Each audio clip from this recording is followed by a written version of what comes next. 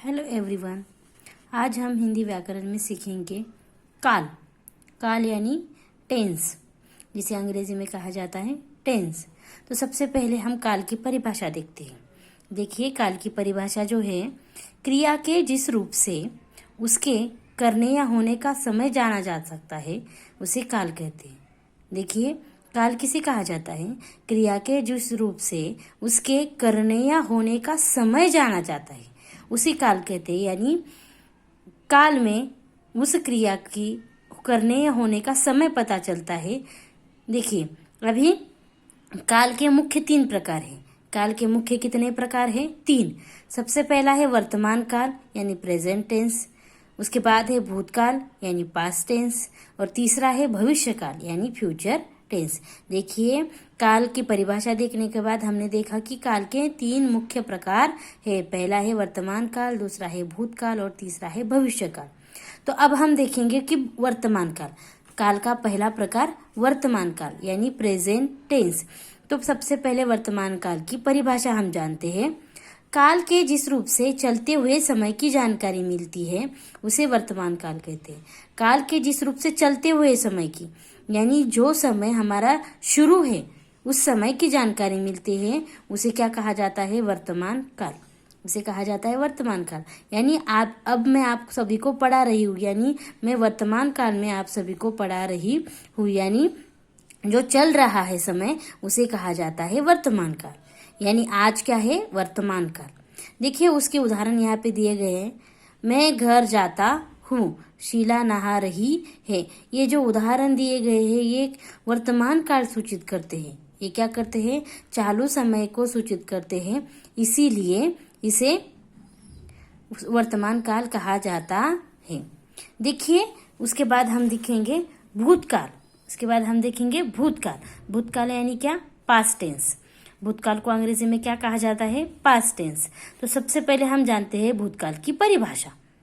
क्रिया के जिस रूप से बीते हुए समय का बोध होता है उसे भूतकाल कहते हैं।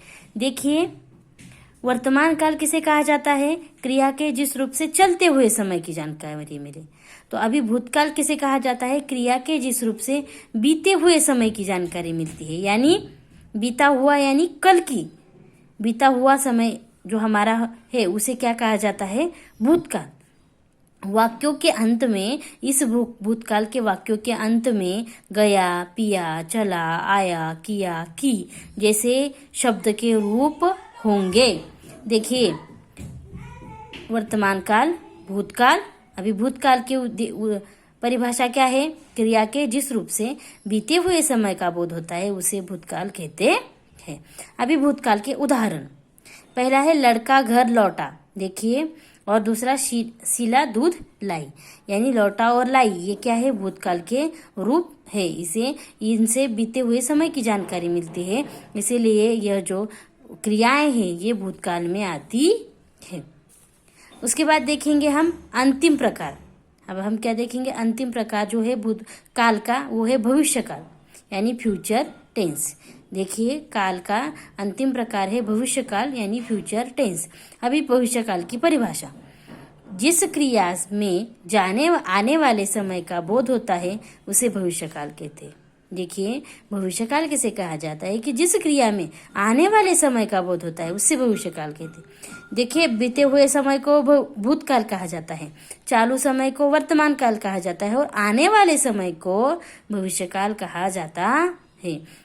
यानी आज जो है वो वर्तमान काल है, बीता हुआ कल भूतकाल और आने वाला कल भविष्य काल, ऐसे कहा जाता है। देखिए, भविष्य काल का उदाहरण है लड़का आम खाएगा, यानी वो भविष्य में आम खाएगा, कल आम खाएगा। मैं घर जाऊंगा, मैं कल घर जाऊंगा। यानी ये जाऊंगा, खाऊंगा, आऊंगा, ये जो शब्द है, ये जो क्रियाएं हैं ये भविष्य काल में आती है। इस प्रकार काल के 3 भेद होते हैं। काल के कितने भेद हैं? मुख्य 3। वर्तमान काल, भूतकाल, भविष्य काल। वर्तमान काल यानी काल के जिस रूप से चलते हुए समय की जानकारी मिलती है, यानी जो क्रियाएं शुरू है उसकी जानकारी मिलती है, उसे भविष्यकाल कहते हैं। उसके बाद है भूतकाल, यानी क्रिया के जिस रूप से बीते हुए समय का बोध होता है उसे भूतकाल कहते हैं। और तीसरा है भविष्यकाल, यानी फ्यूचर टेंस, क्रिया के जिस रूप से आने वाले समय का बोध होता है उसे भविष्यकाल कहते हैं। इस प्रकार काल के 3 भेद हैं, वर्तमान काल, भूतकाल और भविष्यकाल। इसकी अच्छे से पढ़ाई करना। Thank you.